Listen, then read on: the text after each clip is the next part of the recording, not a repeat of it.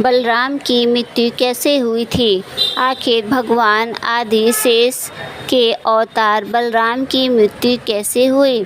किसने मारा था उन्हें? उनके जीवन के अंतिम समय क्या हुआ? श्री कृष्ण उस समय कहाँ थे और क्यों भगवान श्री कृष्ण ने उन्हें नहीं बचाया? आइए बलराम की मृत्यु से जुड़ी एक एक घटना को विस्तार से जानते हैं। जब प्रभास क्षेत्र में प्रचंड तेजस्वी यादव का महापान आरंभ हुआ, श्री कृष्ण के पास ही कीर्तवर्मा सहित बलराम सात्यकी गद और ब्रह्मु पीने लगे। उसके उपरांत गाधाधारी और ब्राह्मणों के श्राप ने अपना प्रभाव दिखाना आरंभ किया। पीते पीते सात्यकी, कीर्तवर्मा, प्रगुण आदि यदुवंश योद्धा मत से उन्मत्त हो उठे और एक दूसरे का उपहास उड़ाने लगे। काल की प्रेरणा से वे सब एक दूसरे को मारने लगे। सात्यकी तथा अपने पुत्र को मारा गया देख यदुनंदन श्री कृष्ण ने कुपित होकर एक मुट्ठी एरका उखाड़ ली। उनके हाथ में आते ही वह घास वृक्ष के समान भयंकर लोहे का मूसल बन गई। फिर श्री कृष्ण ने जो सामने आए उन्हें उसी मूसल से मार गिराया। उस समय काल के से प्रेरित हुए अंधक भोज, शिनी और विष्णु वंश के लोगों ने उसी मूसल से एक एक दूसरे को मारना आरंभ किया। एक साधारण तिनका भी मूसल होकर दिखाई देता था। यह एक ब्राह्मणों के श्राप का ही प्रभाव था। उस मूसल से पिता ने पुत्र और पुत्र ने पिता को मार डाला। वहाँ मारे जाने वाले किसी योद्धा के मन में वहाँ से भागने का विचार नहीं हुआ। कालचक्र के इस परिवर्तन को जानते हुए महाबाहु मधुसूदन वहाँ चुपचाप सब कुछ देखते रहे और मूसल का सहारा लेकर खड़े रहे। श्री कृष्ण ने जब अपने पुत्र सातम, चारुदेषण, प्रद्युम्न और पोते अनिरुद्ध को मारा हुआ देखा, तब उन्होंने क्रोधान्वित प्रज्वलित हो उठे। अपने छोटे भाई गद को रणशैया पर पड़ा देख वे अत्यंत शेष से आग बबूले हो उठे। फिर श्री कृष्ण ने उस शेष बचे हुए समस्त यादवों का संहार कर डाला। ब्रजु और दारुक ने उस समय यादव का संहार करते हुए श्री कृष्ण से कहा, भगवान अब सबका विनाश हो गया।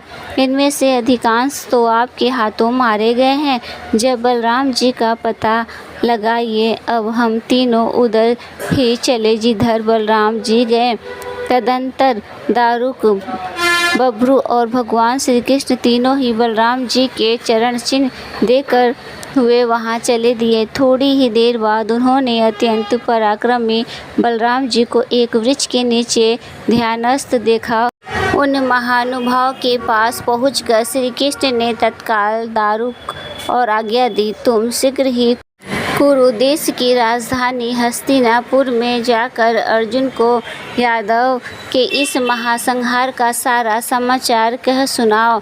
ब्राह्मणों के शाप से यदुवंशियों की मृत्यु का समाचार पाकर अर्जुन शीघ्र ही द्वारका चले आए।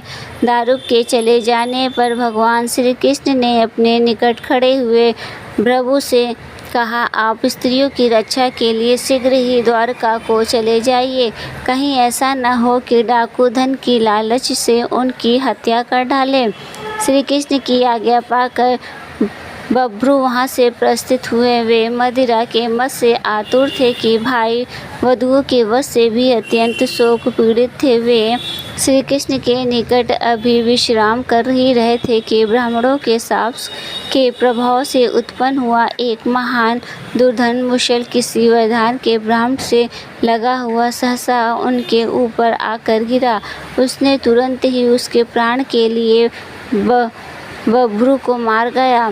देखा श्री कृष्ण ने अपने बड़े भाई से कहा कि भैया बलराम, आप यहीं रहकर मेरी प्रतीक्षा करें जब तक मैं स्त्रियों को कटु व्यंजनों के संरक्षण में सौंप आता हूँ। वे कहकर श्री कृष्ण द्वारिकापुरी में गए और वहाँ अपने पिता वसुदेव जी से बोले, तात आप अर्जुन के आगमन की प्रतीक्षा करते हुए हमारे कुल की समस्त स्त्रियों की रक्षा करें।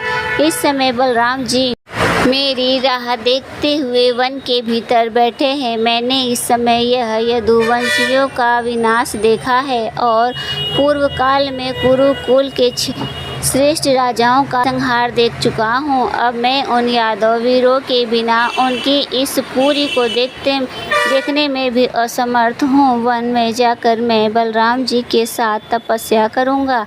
ऐसा कहकर उन्होंने अपने सिर से पिता के चरणों का स्पर्श किया। फिर वे भगवान श्री कृष्ण वहाँ से तुरंत चल दिए। इतने ही में ही उस नगर स्त्रियों और बालकों को रोने का महान आर्तनाद सुनाई पड़ा। विलाप करती हुई उन युवतियों के करुण कदन सुनकर श्री कृष्ण पुनः लौट आए और उन्हें सांत्वना देते हुए बोले, देखिए नरश्रेष्ठ अर्जुन शीघ्र ही नगर में आने वाले हैं। वे तुम्हें संकट से बचाएंगे। यह कहकर वे चले गए। वहां जाकर श्री कृष्ण ने वन के एकांत प्रदेश में बैठे हुए बलराम जी का दर्शन किया।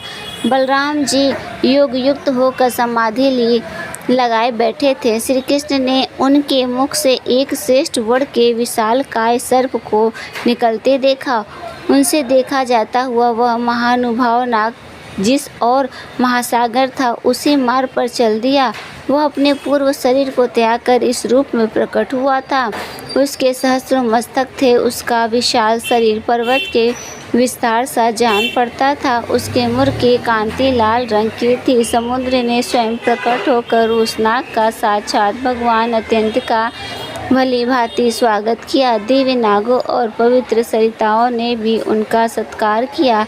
करकोटक, वासुकी, तक्षक, पृथ्रवा, अरुण, कुजर, मिश्री, शंख, कुमुद, पुंडरीक, महामना, धृतराष्ट्र, हाथ, क्रास, तितली, कंठ, उग्र तेजा, चक्रमंद, अति सन, नागप्रवर, दुमूर्ख, अम्बरीश और स्वयं राजा वरुण ने भी उनका स्वागत किया।